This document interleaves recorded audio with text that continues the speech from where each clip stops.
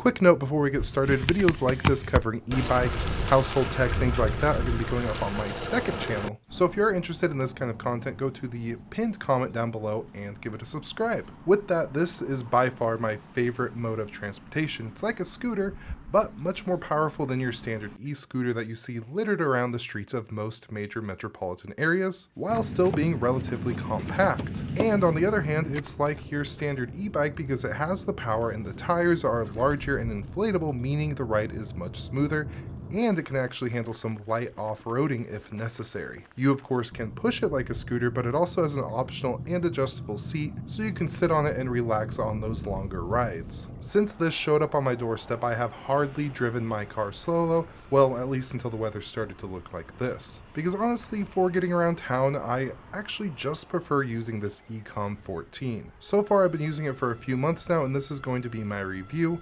But first, let's dive on into some of these specifications. The Hiboy ECOM 14 has a 450 watt motor with a max speed of 22 miles per hour and a max load of 220 pounds. I am about 30 pounds over that, not recommended, but with that I'm still getting the advertised speed with a slightly lower range. The max advertised range is 31 miles and I'm getting about 20 depending on hills and how I'm treating the thing. There are 3 speed levels that you could switch between, and for me, level 1 had me sitting at about 9 miles an hour, 2 at about 14 miles an hour, and 3 taking me to about 20 to 22 miles per hour. The 48 volt 10 amp hour battery is non-removable and it's built into the wide base. There's a little port here on the side to charge it, and it could go from dead to full in just about 6 hours. So now let's focus on the build. The scooter completely put together is right under 60 pounds, and yes, this is fairly heavy for what it is, and the one time I pushed it too far and it died on me, the whole using it as a scooter experience was not very pleasant, but doable. Overall, the build is iron and everything is sleek and well put together. And when I say sleek, I mean as sleek as you can make a big tire scooter with a basket on the back. The rear is a disc brake and the front is a drum style brake, and when used together it's quite effective in stopping you. The seat and basket are removable,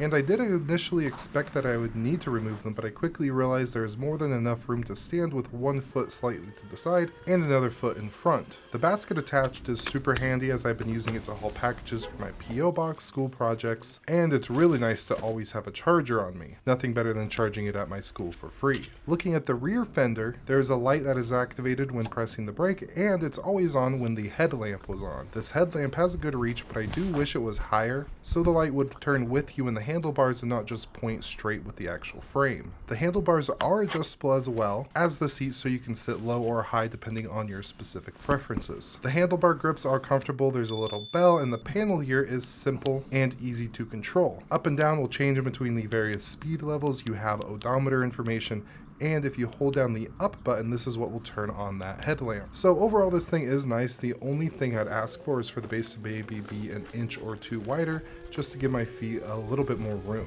Granted, my feet are larger. For most people, it's probably perfect. And I almost forgot to mention assembly. This was fairly simple and the instructions were clear. Just threw on the front wheel and the handlebar, and that was really it, in addition to adding the basket and some of the accessories. Something that's kind of funny, when I first put it together, my brain wasn't working at full capacity and I put the handlebars upside down, and I actually emailed them asking what's wrong with it, thinking that they installed the little control panel upside down. I sent them a quick email and immediately realized after what I did wrong, but the little picture they sent me in return telling me how to fix it was awesome. The little cell phone mount here doesn't come with the scooter, but they do sell it as an extra and it is nice to have. Now overall, I love this thing, and if you work in a city and need something just to get you back and forth to that or school, or if you're looking for something between a high-powered e-bike and a lower-powered scooter, this is probably the perfect middle ground. Now, if you live somewhere where there's a bunch of hills, you might want to go for something with a little bit more power, at least like 750 watts. As with some of the steeper hills, I often found myself kind of kicking my foot down and kind of helping the thing get up it. But I do have a bunch of e-bikes, some high power, some low power,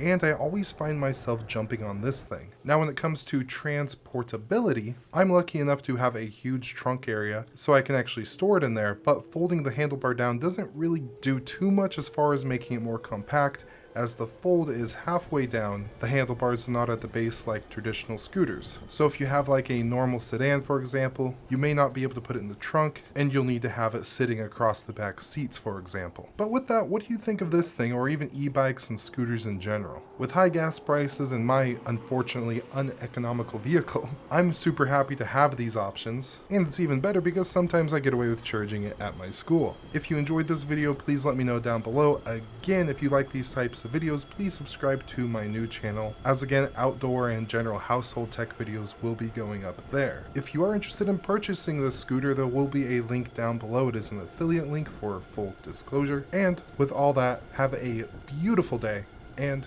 goodbye.